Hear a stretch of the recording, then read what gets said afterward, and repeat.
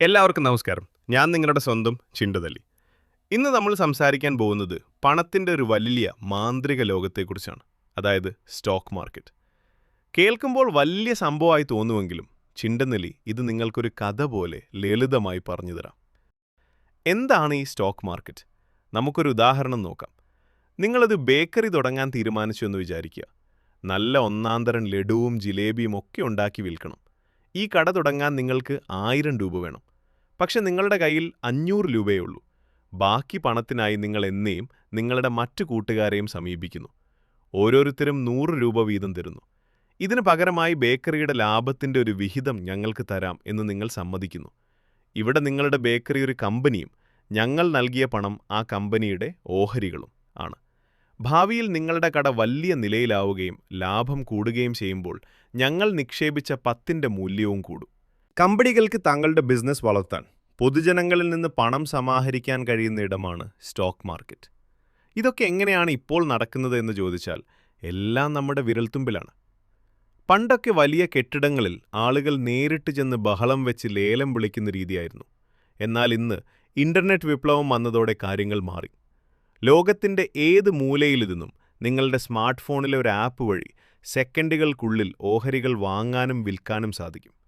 ഇതിനായി നമുക്കൊരു ബാങ്ക് അക്കൗണ്ടും ഒപ്പം ഒരു ഡിമാറ്റ് അക്കൗണ്ടും മാത്രം മതി.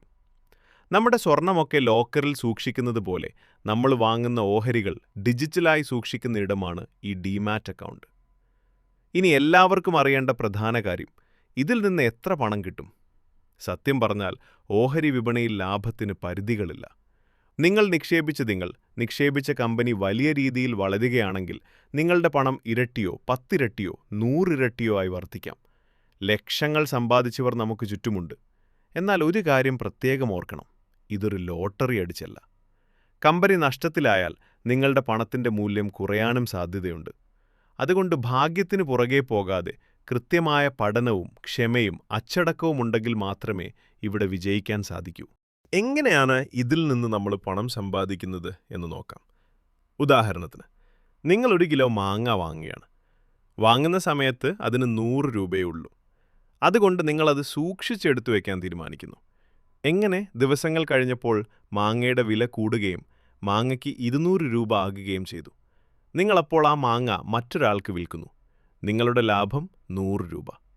ഇത് തന്നെയാണ് ഷെയർ മാർക്കറ്റിലും സംഭവിക്കുന്നത്. മാങ്ങയ്ക്ക് പകരം കമ്പനികളുടെ ഷെയറുകളാണെന്ന് മാത്രം. എന്നാൽ മാങ്ങയ്ക്ക് വില കുറയുകയാണെങ്കിൽ നഷ്ടം വരുമെന്നും ഓർക്കണം. അതുകൊണ്ട് കൃത്യമായി പഠിച്ചു വേണം ഇത് ചെയ്യാം. ഷെയർ മാർക്കറ്റിനെക്കുറിച്ച് കൂടുതൽ അറിയാനും പഠിക്കാനും വേണ്ടി നിങ്ങൾ ഈ ചാനൽ സബ്സ്ക്രൈബ് ചെയ്യുക. അടുത്ത വീഡിയോ ഉടൻ വരുന്നതായിരിക്കും.